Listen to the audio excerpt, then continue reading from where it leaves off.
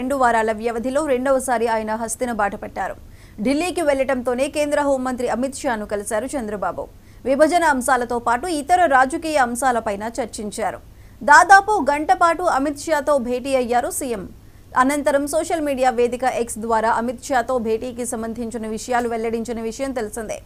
అయితే ఇవాళ చంద్రబాబు వన్ జన్పథ్లోని ఢిల్లీలోని అధికారిక నివాసంలో చంద్రబాబు పూజలు చేయనున్నారు.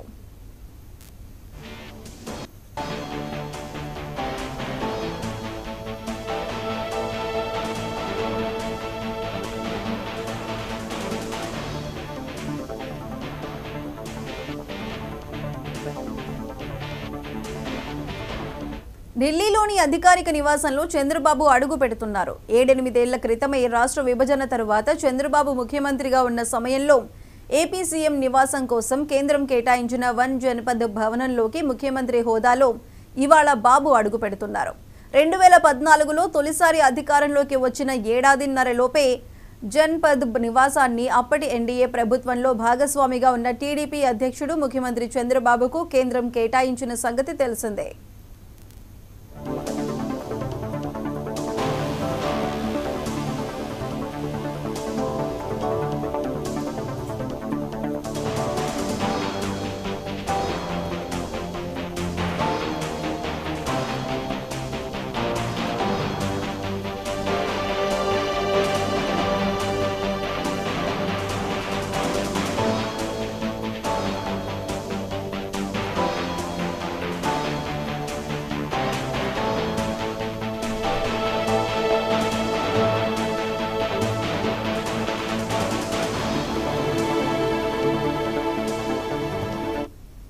మరోవైపు 2019-24 ఆర్థిక సంవత్సరాల మధ్య రాష్ట్ర ఆర్థిక పరిస్థితి అదుపు తప్పిన అస్థిరమైన అప్పుల గురించి చర్చించినట్లు వెల్లడించారు. దీనిపై విడుదల చేసిన 4 శ్వేతపత్రాలపైన అమిత్ షాతో చర్చించినట్లు చంద్రబాబు తెలిపారు. గత ప్రభుత్వ అసమర్థత, నిర్వహణ లోపం, అవినీతి వల్ల ఏపీకి తీరని నష్టం వాటిల్లిందన్నారు. పునరుద్ధరణ ప్రణాళికతో కేంద్రం, రాష్ట్ర ప్రభుత్వాలు కలిసి ఏపీ ఆర్థిక వ్యవస్థను గాడిలో పెడతాయన్నారు.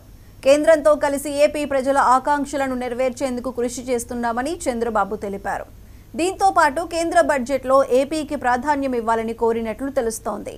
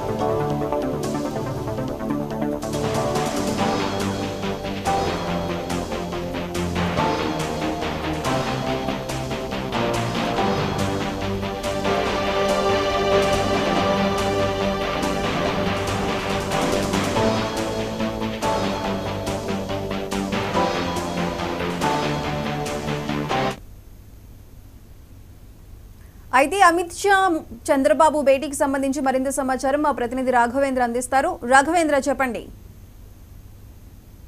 ముఖ్యమంత్రి చంద్రబాబు నాయుడు రెండోసారి నిన్న సాయంత్రం బయలుదేరి ఢిల్లీ వెళ్ళడం జరిగింది. నిన్న అర్ధరాత్రి సమయంలో కేంద్ర హోంమంత్రి అమిత్ షాను కూడా కలిశారు. ఏదైతే కేంద్ర బడ్జెట్ కి సంబంధించి పూర్తి స్థాయిలో రాష్ట్రానికి సంబంధించి ఒక పక్కన పోలవరం అయితేనేమి, అదేవిధంగా అమరావతి రాజధానికి రాష్ట్రానికి సంబంధించిన రోడ్లు అయితేనేమి, రైల్వే ప్రాజెక్టులకు సంబంధించి పూర్తి స్థాయిలో కూడా బడ్జెట్ లో కూడా ఏపీకి సంబంధించి నిధులు కేటాయించాలనేసి ఒక పక్కన అమిత్ షాను కూడా కోరినట్టు తెలుస్తుంది. ముఖ్యంగా దీనికి సంబంధించి పూర్తి స్థాయిలో కూడా ఏదైతే ఏపీలో కూటమి ప్రభుత్వం ఏర్పడిన తర్వాత రాష్ట్రానికి ప్రధానంగా అభివృద్ధి దిశగా కేంద్రం నుంచి రావాల్సిన బకాయి వాటా అయితేనేమి, అదే విధంగా కూడా చాలా వరకు కూడా అభివృద్ధికి సంబంధించి గతంలో ఏదైతే 2014-19 సమయంలో అమరావతి రాజధానిగా కూడా ఇక్కడికి వచ్చి మోడీ కూడా ఏదైతే ఇక్కడ పూర్తి స్థాయిలో కూడా అమరావతి రాజధానికి అన్ని రకాలుగా కూడా కేంద్రం నుంచి నిధులు కూడా అందిస్తానని చెప్పారు. అదే విధంగా చూసుకుంటామంటే 2019లో వైసీపీ ప్రభుత్వం రావడంతో పూర్తి స్థాయిలో కూడా రాజధాని అమరావతి అనేది కూడా దీనికి ఒక ఇటుక కూడా పెట్టిన పరిస్థితి లేదు. దీంతో దీంతో పూర్తిగా కూడా అమరావతి రాజధాని పక్కన పెట్టిన పరిస్థితి. ఈ నేపథ్యంలో పూర్తి స్థాయిలో కూడా ఒక పక్కన కూటమి ప్రభుత్వం ఏర్పడిన తర్వాత అమరావతి రాజధాని పూర్తి స్థాయిలో కూడా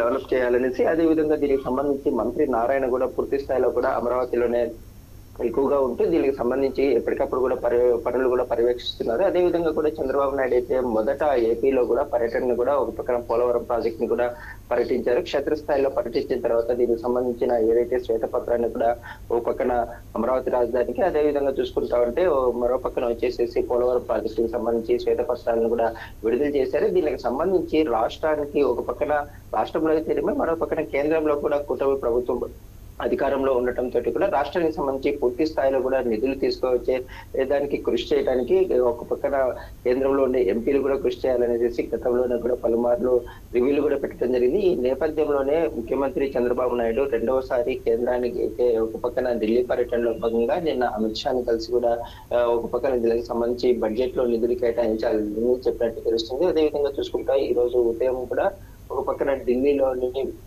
110లో వచ్చేసేసి ముఖ్యమంత్రి చంద్రబాబు నాయుడు నివాసం కూడా ఈ రోజు పూజలు నిర్వహిస్తా ఉన్నారు. ప్రస్తుతం ఇక్కడ పూజలు కూడా నిర్వహిస్తున్నట్లయితే తెలుస్తా ఉంది. ఈ నేపథ్యంలో పూర్తి స్థాయిలో కూడా ఏదైతే ఈ రోజు కూడా ఉండి పలువురు కేంద్ర మంత్రులను కూడా కలిసే అవకాశం ఉందనేసి ముందుగా ఊహించారు. కాకపోతే ఈ రోజు దీనికి సంబంధించి ఒక పక్కన సమావేశాలు ఉండటంతో ఒక పక్కన దీంతో పర్యటన కూడా ముగించుకొని ఈ రోజు తిరుగు ప్రయాణం అయ్యే అవకాశాలు అయితే ప్రస్తుతం అయితే కనిపిస్తా ఉన్నాయి. Sudha. Right Raghavendra, thank you.